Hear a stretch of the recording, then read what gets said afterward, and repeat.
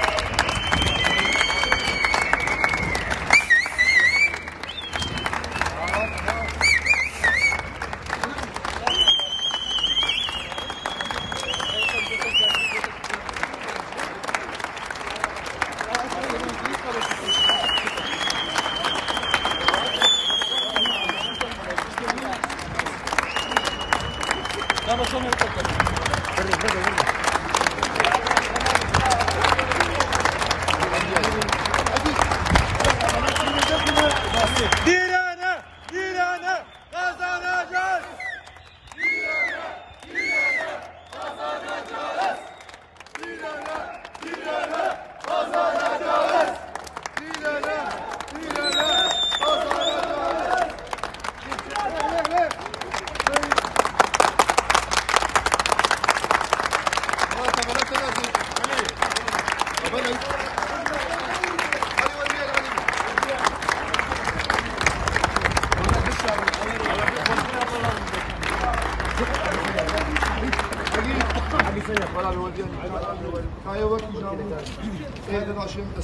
شفت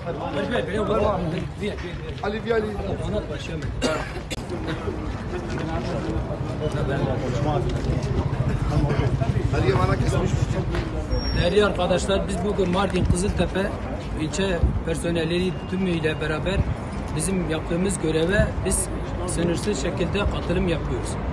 Ve biz yasal olarak bir hakkımızı istiyoruz. Biz sendika istiyoruz. Biz emeğimizin karşılığını istiyoruz. Biz yukarıda ölürken bize sahip çıkan bir emeğimizin olması, arkamızda bıraktığımız çocukların haklarını talep ediyoruz. Bizim hakkımızı verin. 40 gün önce bize dedi ki siz bizim evlatlarımızsınız. Sizin derdiniz neyse, sizin hakkınız neyse ben size destek çıkarım. Eğer biz sizin evlatlarınızsak 1000 kişi de arkamızda var. Yani hepsi var. Şu an sadece çekiniyorlar. Yarın öbür gün bu kitlemiz daha da yükselecek, daha da çoğalacak. Yani Halil Bey'e sesleniyorum. Sizler ricamdır, bize destek çıkın. Arkadaşlar şimdi burada toplanmamızın sebebi ekstra bir şey talep etmek değildir. Biz tehlikeli sınıf olarak çalışıyoruz ama biz çok ağır ve tehlikeli bir iş yapıyoruz. Yani bizim kaza geçirme durumumuzda kurtulma şansımız yok. Ya sakatız ya ölüyüz. Bunun için buna göre bunun da bir bedeli vardır. Çalışma şekilleri vardır, çalışma koşulları vardır. Hakkımızı istiyoruz. Başka bir şey yok.